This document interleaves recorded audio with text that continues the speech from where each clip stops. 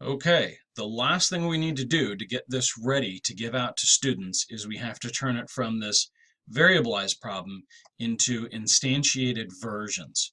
What that means is right now it's got all this code, and every time this problem gets called up, it's going to randomly generate different numbers. That sounds great, but it becomes very problematic on the back end when teachers start to look at reports. So what we need to do is just make a whole bunch of different copies of this problem, making use of the randomization. There's two ways you can do that. You can either click here, that will just churn out 10 versions. The problem is those 10 versions sort of float. Those problems aren't sitting in a problem set anywhere. So the easiest way, what I do is I go to problem sets, create skill builder problem set. Even if I don't want it to be a skill builder, just create skill builder problem set. Pick the template we want. Pick the number you want, anything from 1 to 50.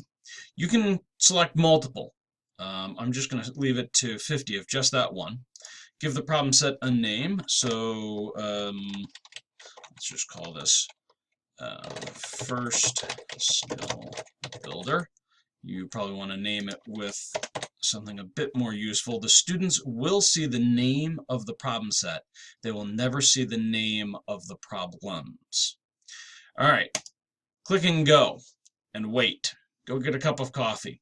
Especially churning out 50 or more copies, this can take a while. The system might freeze up on you, so I'm actually going to pause the record and come back when it's done. And we're back. That didn't actually take too long.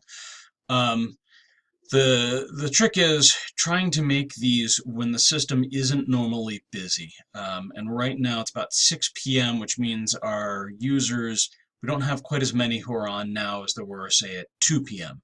So that went by pretty quick. If you're trying to run off these copies during the middle of the school day, it can definitely take a lot longer to run this off. But here are the ID numbers. Every problem has two ways to find that problem. There's this ID number, and then there's the PSA number, and we're trying to move towards using the PRA numbers. We're trying to move to using the PRA numbers.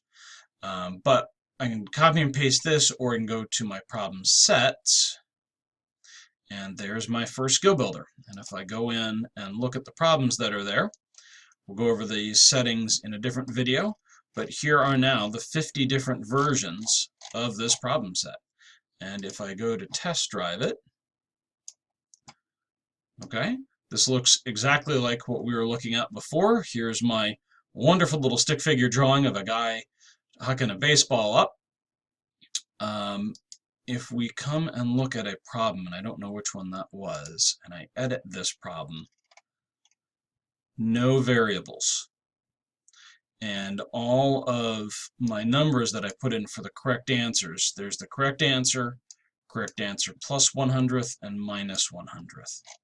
So this is now an instantiated copy, and this can be safely passed out to students and teachers, and that won't mess up the system.